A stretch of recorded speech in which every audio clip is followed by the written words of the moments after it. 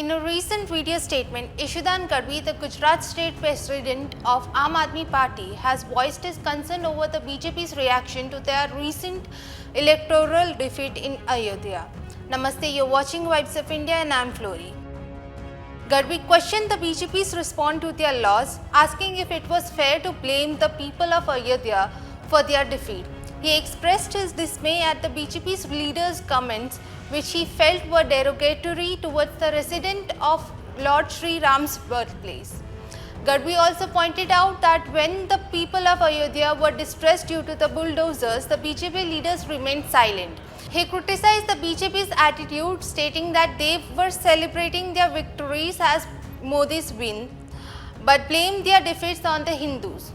Gadhvi further highlighted the BJP leaders' insensitive comments on Hindu mothers, sisters and daughters. He accused the BJP of taking the people of Ayodhya for granted, treating them as a mere vote banks when in power, but resorting to blasphemy after their defeat. Gadhvi also brought up the BJP's performance in Gujarat and Madhya Pradesh, where they won 25 out of 26 seats and 29 out of 29 seats respectively. He questioned what has the BJP done for these people, pointing out the corruption issues in the Gujarat. Gadhvi warned the BJP against defaming the Hindus and urging them to stop making derogatory comments. He accused the BJP of hypocrisy, stating that they ask for vote in the name of cows but accept election funds from slaughterhouse companies. Let's hear from Ishudan Gadhvi on what he has to say. ભાજપના નેતાઓ કેટલા નકામા છે. અત્યાર સુધી અયોધ્યામાં જીતતા તો વાંધો નહોતો.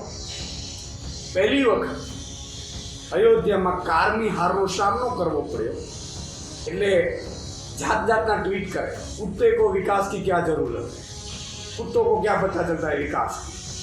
આ શું થઈ રહ્યું છે?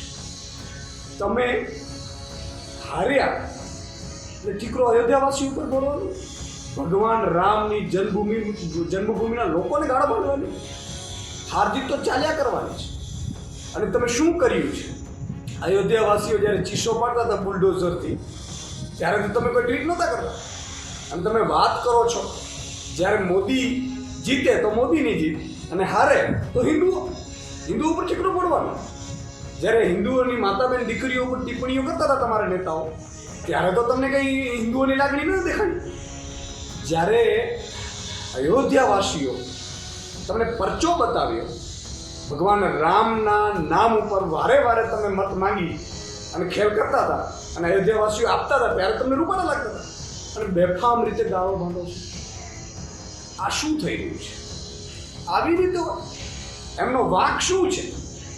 અને અત્યાર સુધી તમે એમ કહો છો કે હિન્દુઓ આમ કરે, હિન્દુઓ તેમ કરો.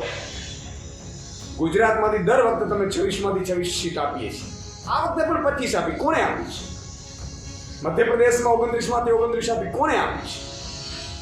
એના માટે તમે કર્યું શું? એના દીકરા માટે તમે કર્યું શું? અહીંયા ગુજરાતમાં તમે દર 15 કે મહિને દિવસે અમારા દીકરાઓને જીવતા ભૂંજાવો છો ભ્રષ્ટાચારના કારણે. એમાં તો તમે બોલતા નથી, એમાં તો તમારે ટ્વીટ નથી આવતી. શરમ આવી જોઈએ, શરમ.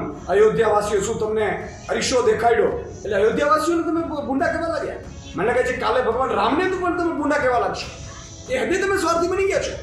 એ મતદાનના કારણે તમે સમગ્ર ધર્મો પર ઠેકી પડ્યા. હિન્દુઓને બદનામ કરવાનું ચાલુ કરી દીધું. ખબરદાર, જો અમારા હિન્દુઓને તમે તમારા મતના કારણે બદનામ કરવાનું કે કોમેન્ટો કરવાની ચાલુ કરી હોય, તમે હિન્દુઓને શું આપ્યું છે અત્યાર સુધી? ગાયોની નામે મત માંગ્યા, ગાયોના કતલખાના ચાલે છે અને એ કતલખાનાની કંપનીઓ પાસેથી ફંડ લો છો તમે. આટલા હિન્દુઓ માતાબેન દીકરીઓના બળાત્કાર છે, જે હત્યાઓ થાય છે, તમને તો પેટમાં નથી દુખતું? તમારા કેન્દ્રીય મંત્રી એક માતાબેન દીકરીઓ હિન્દુઓની ઉપર ટિપ્પણીઓ કરે છે ક્ષત્રિયાણીઓ પર, ત્યારે તમારી માતા તમારા પેટનું પાણી નથી આવતું. એને બચાવો છો, એને છાવરો છો. અને હવે જ્યારે તમને અયોધ્યાવાસીએ અને ઉત્તર પ્રદેશવાસીઓએ પત્તો દેખાડ્યો. Let us know your thoughts on it. Until then, keep watching Vibes of India.